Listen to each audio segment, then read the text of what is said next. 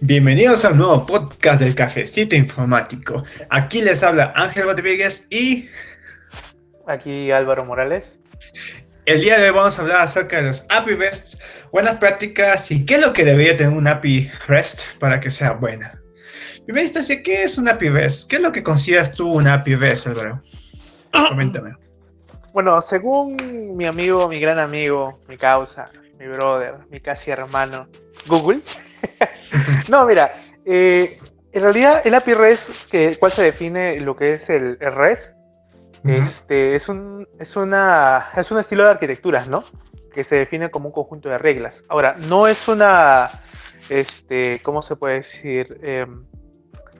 Am, no tiene como un sistema de, digamos, si tiene esto, específicamente va a ser la mejor API REST, ¿no? Sino es solo una guía, un conjunto de reglas que tiene que tener para que se defina que es un API REST en sí. Claro. Esto, si no me equivoco, este pata se llama Roy Fielding, ¿ya? El que planteó ese tema de la definición de esta arquitectura, ¿no?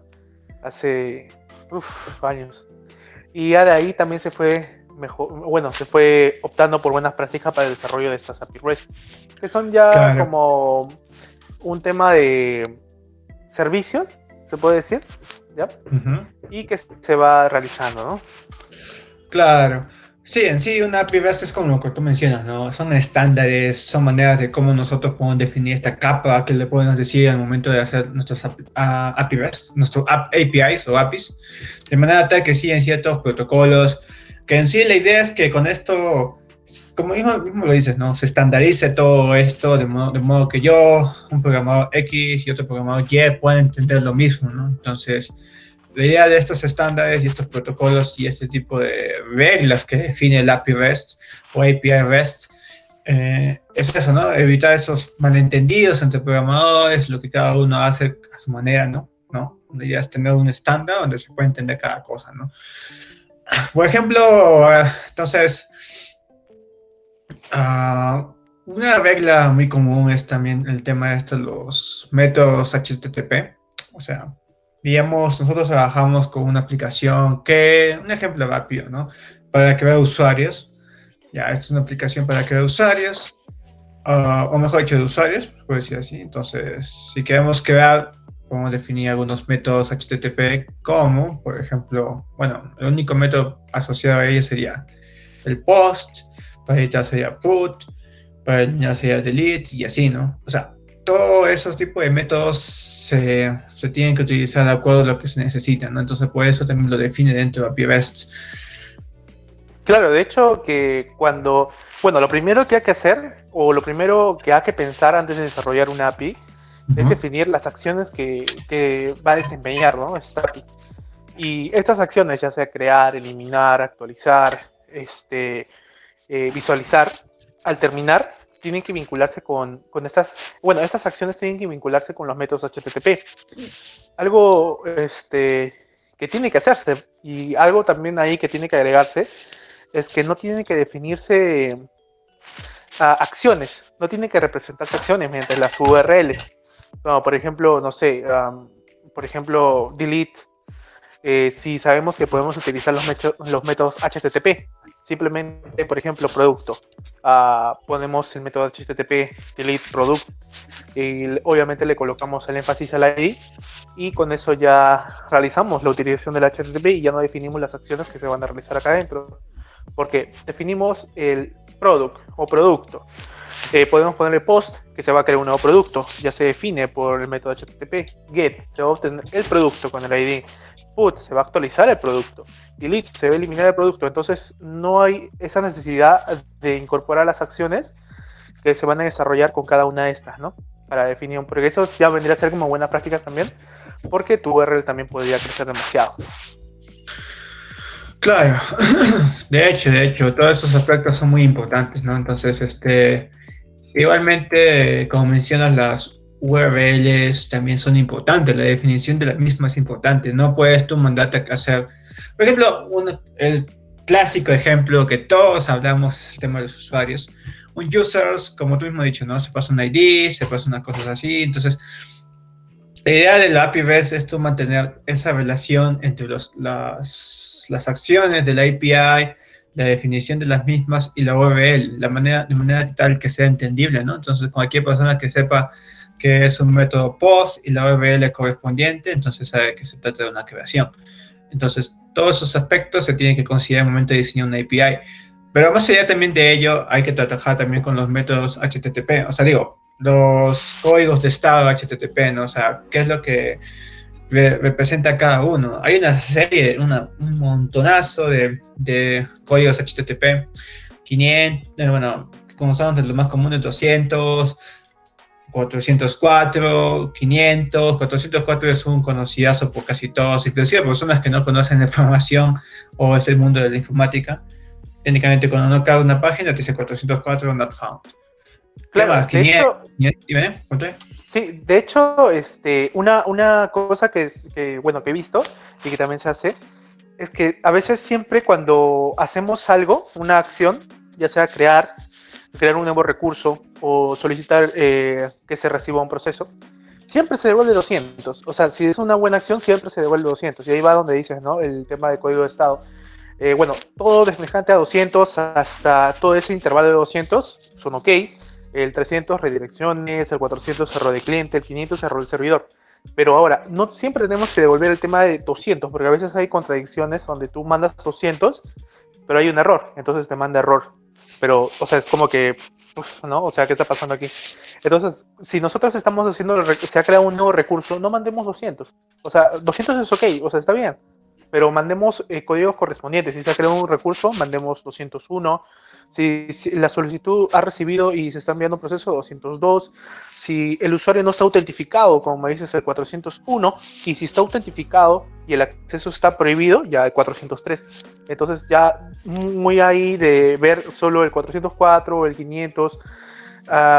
Siempre tratar de dar coherencia, ¿no? Con el tema de los códigos de estado.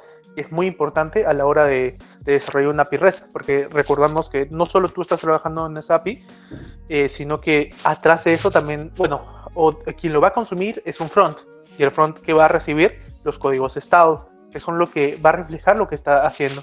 Si está creando un usuario, recurso creado, entonces el front va a saber que la acción se está realizando, si se está eliminando y cosas así, ¿no? Ya hay que tener énfasis en ese tema del código de estado y tratarlo de esa forma, o sea, no quitarle importancia, sino darle importancia, y es como la comunicación que tiene tu API REST en pequeñas palabras con tu front, ¿no? A decirle que la acción se ha realizado. Entonces ese código ya también el front obviamente ya lo sabe, y si no, se le explica, ¿no? O simplemente se lleva como un documento donde se defina los códigos que estás desarrollando en Claro, API REST. claro. De hecho, justamente hablando de documentos, aunque bueno, eso ya es una parte, no tendría que ver mucho con API REST propiamente dicho, porque en realidad son buenas prácticas. Bueno, son prácticas de buenas prácticas, es parte de las buenas prácticas, ¿no? Entonces, por ejemplo, el tema de llevar lo que es la documentación, ¿no? O sea, tú, digamos que yo soy un front-end developer, soy una desarrollador front-end, y estoy desarrollando interfaz y tengo que integrar mis servicios o componentes con una API, una API. Entonces, yo como sé cuál endpoint, cuál ruta es la correcta, cuál es lo que necesito devolver, qué es lo que necesito enviar. Todos esos parámetros se pueden manejar a través de diferentes tipos de documentadores, ¿no? Incluso actualmente hay muchos frameworks que ya te generan esa documentación, pero es bien piola ese lado, pero justamente ahí está el tema, ¿no? Entonces, la documentación también es un aspecto muy importante al momento de trabajar con APIs. Por ejemplo, usando Swagger. Swagger creo que actualmente, sí. Actualmente es Ah, el más sí, conocido. de hecho Sí, que yo lo vi, o sea, Swagger yo lo vi y cuando estaba manejando NES, y hermoso, hermoso, cómo lo tiene implementado, o sea, cómo puedes incorporarlo o activarlo dentro de NES, y es hermoso al momento que tú lo creas, bonito, la verdad. Y como dices, es muy importante el tema de la documentación, porque si tú haces la API, solo tú y Dios vas a ver de qué trata o qué es lo que hace. Y un programador que tiene experiencia, obviamente, va a ver el código o va a ver el resultado y va a decir, ya, esto se crea, ¿no? Pero, pucha, o sea, para no quitar tiempo a que otra persona lo descifre, el front lo descifre, y tienes razón, es muy, muy, muy importante lo que es el tema de la documentación. De hecho, más allá también de la documentación está el tema ¿cómo te digo? Um, que la documentación sea entendible, o sea, más allá de simplemente documentar las cosas, también tiene que haber una especificación para cada cosa. Respecto al tema de Swagger, por si acaso, si es que alguno no lo utilizaba antes, no necesariamente tienen que utilizarlo con Nest.js, que es un framework en TypeScript para Node.js. No, no es necesario. Swagger se utiliza mediante la definición de archivos YML.yml. Entonces se puede definir ahí toda la documentación de la API. Entonces eso también es súper chévere. Ahora, respecto a la documentación propiamente dicho, bueno, me adelanté un poco en el tema de hablar de documentación, pero hay otro aspecto más importante también incluso, el tema de las respuestas. O sea, aparte de lo que es los métodos o los códigos HTTP, está el tema de la respuesta. ¿Tú cómo devuelves? O sea, tiene que haber unas ciertas detalles al momento de enviar una respuesta, ¿no? Por ejemplo, si tú vas a enviar a un usuario, o sea, digamos tu API o tu API de usuarios, y quieres una lista, tiene que ser un array de usuarios, ¿no? Un array de objetos, si hablamos de JavaScript o un JSON. Si es un solo usuario, debería ser un objeto nada más, definiendo cuáles son las propiedades importantes que necesitamos en el lado del frontend, y así, ¿no? Entonces, cada cosa también es importante definir. Y también, más allá de ello, está el tema de los errores. O sea, tú puedes ver tu 500, ¿sí? Pero ese 500, ese internal error server, ¿a qué se refiere? ¿A qué error se está definiendo? ¿Qué está mal? ¿Qué es lo que vamos a mostrar en el frontend? Todos esos aspectos y esos detalles también tenemos que tener en cuenta. O sea, digamos, si tenemos un objeto al frontend con el error, tiene que estar la definición o más o menos en sí un detalle de lo que está tratando de mostrar ese error, ¿no? Y eso sirve tanto para lo que es el frontend, la persona que está encargada para integrarlo en el mismo UI, en la interfaz gráfica, de modo tal que el usuario le puede mostrar algo como hay un error en el sistema, se está trabajando en esto, o tal vez mostrar otra cosa, depende de las cosas que se necesitan, las bifurcaciones o condiciones que se pueden ver en el lado de frontend. Y también esto sirve para lo que son los mismos backend developers. ¿Por qué? Así rápidamente pueden detectar cuál es el error mediante el detalle del error en la respuesta. Y eso es sumamente chévere. Entonces, esas definiciones también son importantes. Más allá de, bueno, ese es un paso antes de crear la documentación. Y como decía, en la documentación también tiene que haber una buena especificación a nivel de detalles, ¿no? Es decir, ya sabes que hay endpoints que son, mira, hay endpoints que son bien chéveres, que son sumamente directos, que son sumamente entendibles, pero hay otros que no. Digamos, un endpoint respecto a lo que es la creación de, no lo sé, una característica de un producto. Digamos, son characteristics o características, slash, no sé qué cosa más. Y a veces se concatenan con otras cosas, ¿no? Entonces, tiene que haber también una pequeña descripción, ¿no? Porque a veces, a pesar de que la API REST y sus definiciones y sus estandarizaciones son súper útiles para este tipo de cosas, algunas veces tenemos que optar por dar unas pequeñas descripciones, ¿no? Y como decíamos, Swagger, siendo esa herramienta que nos puede dar esas posibilidades, eso es bien piola, ¿no?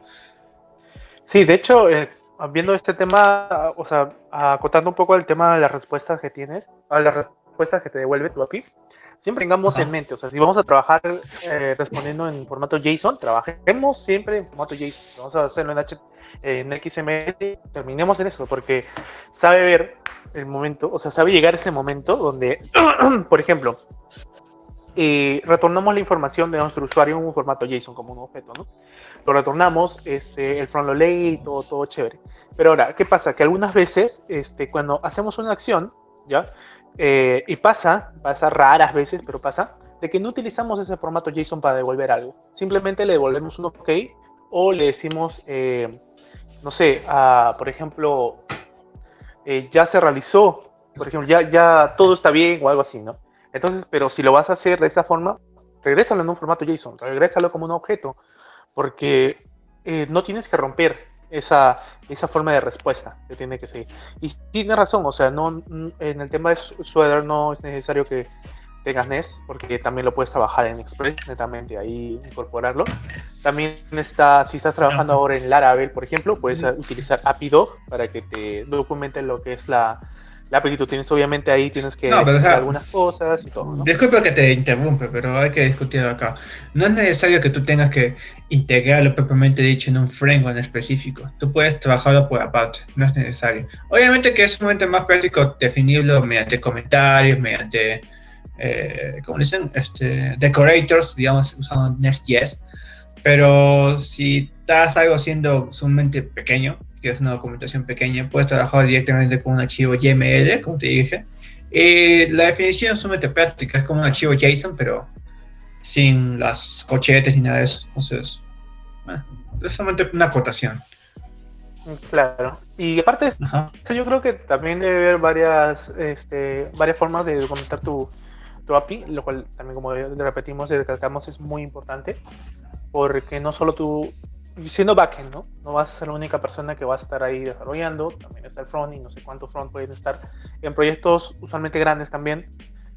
Cuando, por ejemplo, hay una transición de un programador que está entrando en un nuevo proyecto que es backend, y para que no Ajá. se pierda, siempre hay que tener en tema mantener unas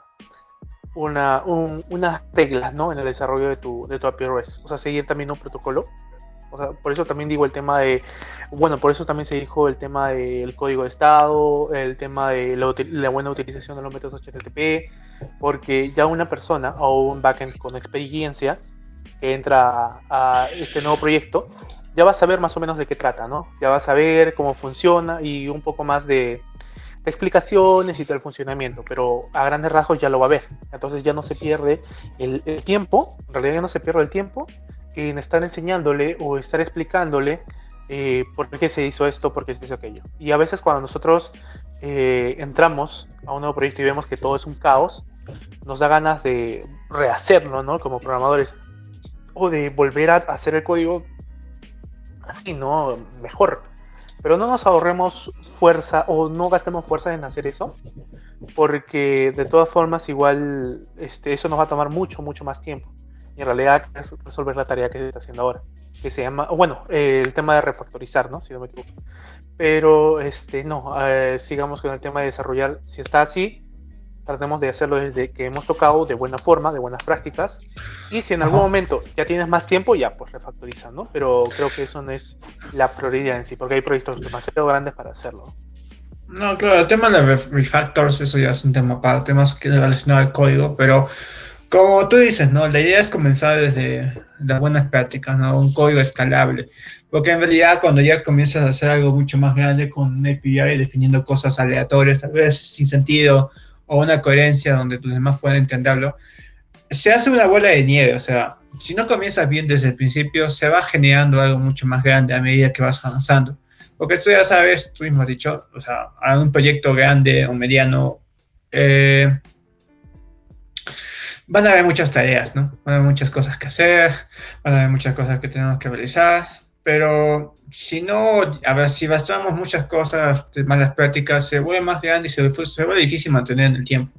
Entonces, eso también es importante, ¿no? Comenzar con las buenas prácticas, obviamente, ya, mira, te está hablando de nosotros estamos hablando de una perspectiva de que comienza, de que nosotros vamos a crear nuestro proyecto desde cero, ¿no? Pero en la realidad, cuando tú entras a un trabajo, no suele ser ese el caso. O sea, tú comienzas, entras y ya hay un proyecto ya andando, ¿no? Entonces, la idea de esto, de hablar de esto, es básicamente exponer todas las buenas prácticas que pueden aplicarse en el tiempo, ¿no? Y también tratarse de explicar a los demás, ¿no? Ver cuáles son los aspectos positivos y negativos de estas cosas y tratar de mejorar las cosas que hay, ¿no? Pero como tú mismo dices, a medida, progresivamente, ¿no? No es algo que tengas que hacerlo ya, porque si es un proyecto grande va a ser complicado, así de simple. Y bueno, otro aspecto también importante que tener en cuenta es el tema de lo que define la API REST, ¿no? Que es stateless. ¿Entiendes qué es stateless? No, me agarraste, Dios mío. Google. No, pero bueno, A ver, no. explícanos, Lo explícanos. que define stateless o parte de lo que es la estandarización IP REST es que no debe guardar sesiones o datos de los usuarios dentro de la API. Una API es más que todo para transferir datos y generar tokens. O sea, tú puedes acceder a tus rutas a tus datos personales mediante tokens o otro tipo de autenticación, ¿no? Y autorización. Entonces, el punto acá es que, a diferencia de una API web normal, una API web o una app web, quise decir, no guardamos sesiones, todo se maneja mediante tokens, mediante otro tipo de ¿cómo decirlo así?, de transferencia de datos que nos permite manejar ese tema, ¿no? Entonces, eso también es importante a tomar en cuenta, ¿no? Claro, de hecho que también al momento que nos desarrollamos nuestra API REST y al momento que también se hace grande, hay que tener mucha prioridad con el tema de la seguridad.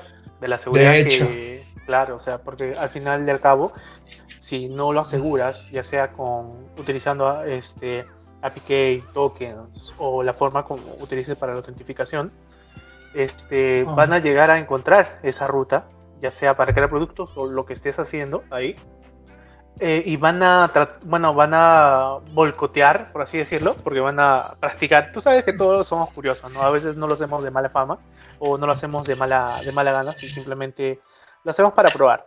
Y en realidad, si la API, en realidad tu API REST tiene que ser segura, tiene que guardar un sistema de autentificación, tiene que trabajar en claro, realidad con un sistema de mira, autentificación.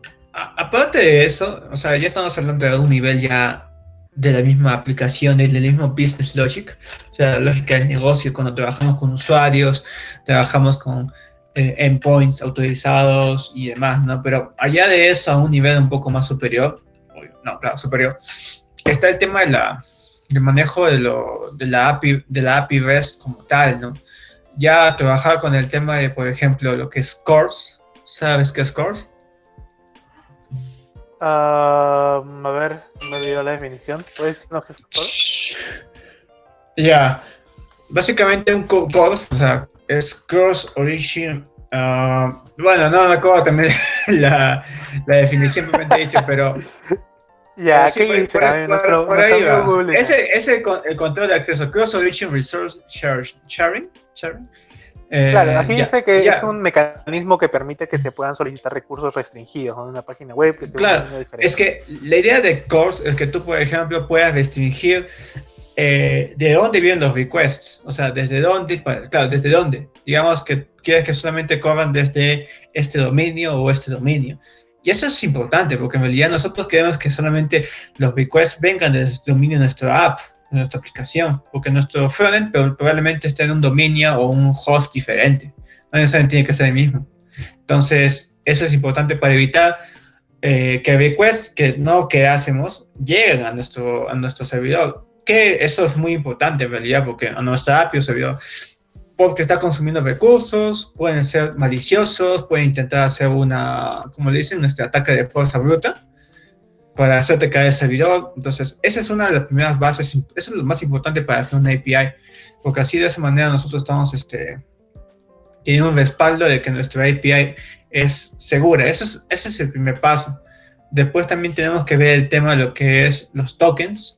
Si manejamos con una API REST, digamos JSON Web Tokens, manejar el tema de lo que son los tiempos de vida de los tokens. Un token no puede estar mucho tiempo. Imagínate el caso en el que un usuario o una persona X genera su token para entrar a su, no sé, a su cuenta o a su cuenta de banco, o si hablamos de cosas más financieras. ¿Qué pasa si una persona X puede interceptar ese token? ¿Qué pasa? Puede usarlo para hacer o sea, peticiones, autenticándose como ese usuario. La idea de ¿cómo se llama? La verificación del token y la expiración evita ese tipo de cosas, ¿no? Ese tipo de casos en los cuales puede darse esa situación, ¿no? Esos son Claro, dos sí. aspectos importantes. Dime. Claro que en realidad sí es importante, como dices, ¿no? El tema de la seguridad. Y es ahí Ujú. donde te das cuenta, porque cuando nosotros construimos o estamos trabajando con APIs que no son muy pequeñas, ya sea tu API de, no sé, de tareas o algo no tan complicado, entonces no tiene no ves tanto la coherencia de colocarle, ¿no? El tema de la seguridad. Pero la verdad, cuando ya estás trabajando en una empresa y son datos de la misma empresa que tienes que salvaguardar, pues ahí tienes que utilizar bastante lo que es el tema de la seguridad y tienes que tener siempre en cuenta eso. O sea, hay muchas cosas ahí que se ha estado hablando, que hemos estado hablando también, la utilización de los métodos, código de estado, la seguridad, el tema de la utilización de o sea, la buena utilización de los métodos HTTP y no ir creciendo tu URL, ¿ya? Todo eso básicamente te da como una serie de pautas que tienes que tener en cuenta, buenas prácticas, para la hora de construir tu API REST. Ahora, siempre cuando, por ejemplo, tú tienes en mente, oh, ok, voy a construir mi API REST de, no sé, de algo, ¿no? A veces, no, o sea, tú te metes de lleno y dices, ok, voy a pensarlo a la mala mientras que voy programando, ok, me falta aquí el create, me falta aquí el delete, y no, o sea, trata de definirlo, o sea, trata de definirlo como dije al comienzo, trata de definirlo bien, define lo que es, cuáles son las acciones que van a tener, ¿ya? Y vincúlalos con cada método HTTP, porque si no lo haces de esa forma, al momento que vas a estar construyendo, no vas a tener en cuenta el gran alcance que va a tener tu API, aunque piensas que es pequeña, que solo va a tener Claro. esos 3 métodos, pero es bueno definir absolutamente todo, ¿no? Ver todo el panorama Ujú. para que veas bien, ¿no? Claro, entonces eso de ahí ya es un poco más de business o system design, o sea, diseño de sistema, porque en realidad ya esto es un poco más, aunque puede ser parte de APIVest, porque en realidad, o no necesariamente APIVest, sino de cómo construir una API, ¿no? Digamos, nosotros estamos haciendo una API en base a una computadora que estamos alquilando en la nube. Es una computadora física que tiene recursos físicos, ya sean de RAM, sean de disco, sean de CPU. Entonces, tú, cuando sabes que este CPU o esta computadora tienes que escalarlo a algo mucho mayor, un poquito más de System Design te dice tienes que calcular más o menos cuántos requests al día recibes, cuántos requests de memoria, esa memoria consume, cuánto memoria utiliza cada request, eh, eh, ¿por qué? Claro, mientras que va viendo eso, Eh, ahora sí. Sí, o sea, mira, esos puntos son importantes. De esa manera nosotros con System Design, que se pueden buscar en internet, System Design que te dice como una especie de, no es ni protocolo ni definición, es como una especie de guía para que nosotros podamos hacer sistemas más escalables. Defines cuántos requests puedes tener al día, cuántos recursos vas a tener. Todo eso de ahí también es importante para saber hasta cuánto vas a escalar y cuánto vas a necesitar a nivel de recursos, ¿no? Entonces, ese es otro aspecto importante. Claro que no estoy seguro si esto se puede relacionar propiamente dicho a diseñar una API, más tiene que ver con escalabilidad y DevOps, o sea, el tema de lo que es la infraestructura de nuestra aplicación, porque una cosa es la infraestructura, otra cosa es la aplicación propiamente dicho. Entonces, eso también es importante. Ahora, el otro punto que me estoy viendo también, y eso también es parte de lo que es balancear las cosas, o sea, para no sobrecargar el servidor, tiene que ver un poco también con infraestructura, es el tema de lo que es utilizar cupos y límites. ¿Qué me refiero con eso? Me refiero básicamente que puedas consultar una API cada cierto tiempo, o sea, digamos que tú cuando tratan de hacer un ataque de fuerza bruta, lo que tratan de hacer es enviar un montón de peticiones al servidor para sobrecalentarlo, se puede decir así, o sobrecargarlo, y ¡toc! Ahí más queda, ¿no? Pero si nosotros ponemos un control de los requests de manera tal que, digamos, esta IP, este host puede hacer simplemente 5 a 10 peticiones máximo en un tiempo determinado, digamos en 10, 15 minutos, chévere. Entonces ahí estamos controlando también un poco el tema de lo que son las requests que pueden sobrecargar o hacer un overload de nuestro CPU, nuestro servidor, ¿no? Entonces, eso también es otro punto importante. ¿Qué más? ¿Qué más? Bueno, a nivel de frameworks, así, solamente rápido, ya esto es lo último creo que también voy a mencionar. Para hacer, eso ya es un poquito muy aparte de lo que estamos hablando, pero recomiendo Express, ya que estamos hablando de JavaScript. Yo soy un JavaScript developer, así que recomiendo Express para hacer cosas sumamente rápidas. También Nest.js con TypeScript es buenazo. Un poquito más para escalabilidad, o sea, cosas más grandes, pero es sumamente completo. Pero cosas pequeñas y rápidas creo que Express es más que suficiente. Después, ¿qué más? Bueno, eso ya son recomendaciones que no necesariamente tienen que ver con el tema pero a nivel de JavaScript las recomiendo bastante, me han ayudado bastante, tienen bastantes Node.js a nivel como motor, porque no es en sí un lenguaje, el lenguaje que utiliza JavaScript es muy bueno, tiene sus librerías y demás, entonces también consideran todas estas cosas, ¿no? Como cores, el tema de lo que son las autenticaciones y demás, ¿no? Entonces, ese punto es chévere. ¿Tienes algo más que acotar, Javier? Hablando sobre el tema de los frameworks, sí, o sea, tienes razón. Ahora, viendo también el tema de HTTP, puedes utilizar Laravel también, bueno, que es algo muy robusto para hacer un API, pero lo puedes usar. También puedes usar Sling, que eso ya es un poco más centrado en lo que es hacer una API, ¿no? Es un micro framework, ¿ya? De PHP. O sea, Claro. bueno, yo ahorita estoy programando en JavaScript, pero ya antes ya programaba en PHP, entonces para que tengan ahí en mente. Ahora, todo este tema del API REST no se comprime solo en un único lenguaje, o sea, API REST, JavaScript, ¿no? No. O sea, puedes aplicarlo ya sea en Python, ya sea en PHP, ya sea en JavaScript, en Go, o sea, ya ahí depende de dónde lo coloques o dónde lo utilices, pero siempre trata de utilizar las buenas prácticas, que todo esto en realidad no tiene limitante. O sea, la utilización de los métodos, el código de estado, el cómo pensar tu API, la utilización de las URLs, la seguridad, la respuesta en JSON, todo eso lo que hemos estado hablando no tiene una limitante a un solo lenguaje, sino es algo que siempre tienes que tener en cuenta a la hora de construir tu API, ya sea en cualquier lenguaje, en cualquier framework, y ya sea en un framework que te pueda ayudar y tenga las buenas prácticas también incluidas, genial, pues, ¿no? Ya te metes ahí de lleno, trabajas ahí, chévere, ¿no? Sí, o sea, Y bueno, ya una última acotación para ya terminar.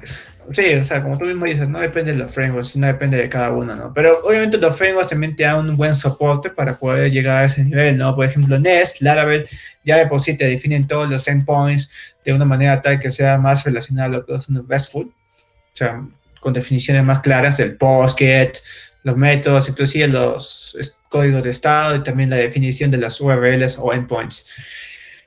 Eso es sumamente chévere. Entonces, eso también hay que aprovechar de las cosas que estamos trabajando en el lado de la programación, ¿no? Porque en sí definir una API, una API no tiene tanta relación con lo que programas, ¿no? Sino más bien cómo tú la estructuras. Entonces, eso es importante, ¿no? Ya bueno, para hacer un resumen rápido, sumamente rápido de las cosas. Entonces, sigue las buenas prácticas. Eso es un consejo muy trillado, pero es sumamente importante. Te vas a dar cuenta de acá 2 años después de haber construido tu API que es sumamente importante. Esa es una. 2, considera la seguridad sobre todo. Tu API puede ser muy buena, muy definida, muy todo, pero si es que de repente viene alguien con una intención muy mala de que vea tu API o tu API, ya fue todo tu trabajo. Inclusive tu trabajo propiamente dicho en la empresa, así que no sabes cómo asegurar bien tu API. Si quieres las cosas básicas, ¿no? Nadie te va a pedir que hagas algo sumamente complejo, pero lo básico como cores, tokens y demás es algo que también debe ser considerado siempre. Y bueno, rápidamente, IPFS no tiene que ver con un lenguaje en específico, tú puedes usar cualquiera, pero siempre aprovecha las características de muchos frameworks que te ofrecen para hacer que las cosas sean mucho más rápidas, ¿no? Y por supuesto, más que nada, la documentación. Documenten, es importante, los frontends se les van a agradecer, no solamente ellos, sino también ustedes, para entender qué es lo que están haciendo, porque no tiene chiste estar verificando qué es lo que devuelve cada cosa, no tiene gracia, no tiene sentido, pierdes tiempo, puedes consultar a tu programador a que creó la API, pero capaz no esté, o capaz esté ocupado, entonces documentación, por favor, es importante siempre. listo, y creo que con esto ya estamos terminando el podcast. Y creo que nos vemos en otro momento. ¿Quieres algo que decir, Ángel, antes de despedirnos? ¿Algo más? No solamente eso, espero que les haya gustado y sobre todo que puedan ayudarnos compartiendo este video si es que les ha gustado y dejar sus comentarios en algunas cosas si capaz piensen lo contrario. Es sumamente importante para nosotros y se los agradeceríamos bastante. Claro, y no dejen de aprender. Muy bien, y hasta luego, cuídense. Hasta luego, chao, chao.